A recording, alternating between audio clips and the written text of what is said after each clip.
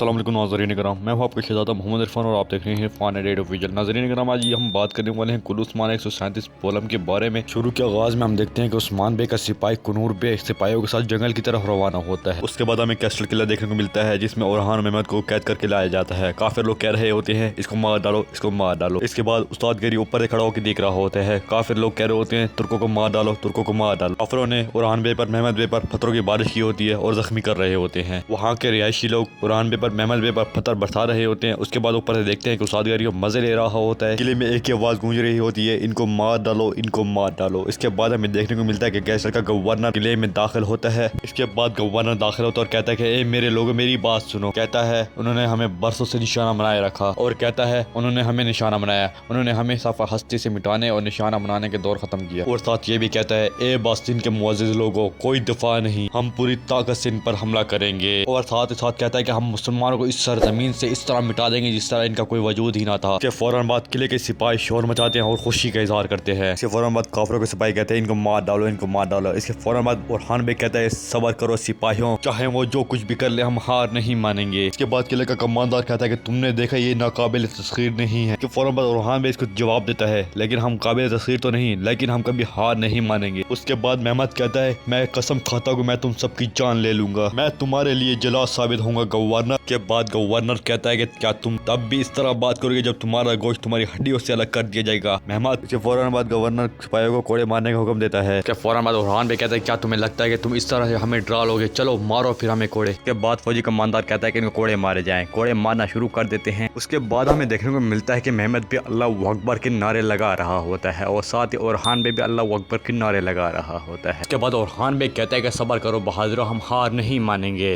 जैसा कि आपने देखा है कि सजदर की फौज भी इनके दरमियान होती है और कैद में होती है। जैसे उन पे कोड़े पड़ते हैं महमद कहता है कि अल्लाह अकबर, अल्लाह अकबर। चारों तरफ से अल्लाह अकबर के नारे लगाए जा रहे होते। उसके बाद गवर्नर नीचे आता है और ओरहान बे के बालों में से पकड़ लेता है और कहता है कि भीख मांग लो उस्मान के बेटे, भीख मांग लो, शायद तुम्हें अजियत कम कर दूं। उसके बाद ओरहान बे गवर्नर को जवाब देता है कि कुत्ते की नस्ल वाले मैं तुम्हारे सामने भीख नहीं मांगने की बजाय परिंदों और भेड़ियों की खुराक बनना पसंद करूंगा। ओरहान बे कहता है कि मुझे मारो। उसके बाद गवर्नर अपने सिपाहियों को हुक्म देता है कि मारो, ओरहान को ज्यादा से ज्यादा मारो। उसके बाद गवर्नर के सिपाही ओरहान बे और महमद बे पर तशद्दुद शुरू कर देते हैं। ऊपर से उस्ताद गेरियो देख रहा होता है और साथ ही साथ हंस भी रहा होता है। उसके बाद ओरहान बे अपने सिपाहियों को हुक्म देता है कि सिपाहियों हिम्मत रखो, हिम्मत। उसके बाद गवर्नर आता है, महमद के बालों में से पकड़ लेता है और गवर्नर कहता है कि ओरहान बे तुमसे ज्यादा होशियार नहीं है लेकिन हम तुम्हारे साथ दोस्ती कर सकते हैं। उसके बाद महमद गवर्नर को टक्कर मारता है और कहता है कि मैं तुम्हें दिखाऊंगा कि दोस्ती और दुश्मनी कैसे की जाती है गवर्नर। उसके बाद गवर्नर को गुस्सा आता है और कहता है कि मारो। फिर उसके बाद महमद बे कहता है कि मैं तुमसे तुम्हारे ये रूह छीन लूंगा, रुको जरा इंतजार करो। उसके बाद गवर्नर अपने सिपाहियों को हुक्म देता है कि इनको कोड़े मारो, इनको और जोर से मारो। जब ओरहान बे और महमद बे पर तशद्दुद किया जा रहा होता है एक सिपाही आता है गवर्नर के पास और कहता है कि जब जनाब उस्मान का आईजी आया है। गवर्नर अपने सिपाही को कहता है कि उनको अंदर आने दो। जैसे कुनूर बे दाखिल होता है और कहता है तुम्हें अपनी फौरी तौर पर इस घिनौनी हरकत को रोकना होगा गवर्नर, सिपाहियों और शहजादे को छोड़ दो। उसके बाद गवर्नर कहता है कि किला भी मेरा है और कैदी भी मेरे हैं, मैं जब चाहूंगा छोड़ूंगा। उसके बाद सलेबी कमांडर कुनूर बे के ऊपर निशाना बना के खड़े होते हैं, यानी तीरंदाजी कर रहे होते हैं। कुनूर बे कहता है कि अगर आप मुआहदा करते हो तो हम मुआहदे के जरिए इस मसले का हल निकाल सकते हैं। नज़रीन पार्ट 2 देखने के लिए हमारे चैनल को सब्सक्राइब करें और बेल आइकन को लाजमी प्रेस कर लीजिएगा और मजीद इस तरह के वीडियो के लिए हमें कमेंट सेक्शन में बताइए कि आपको वीडियो कैसी लगती है।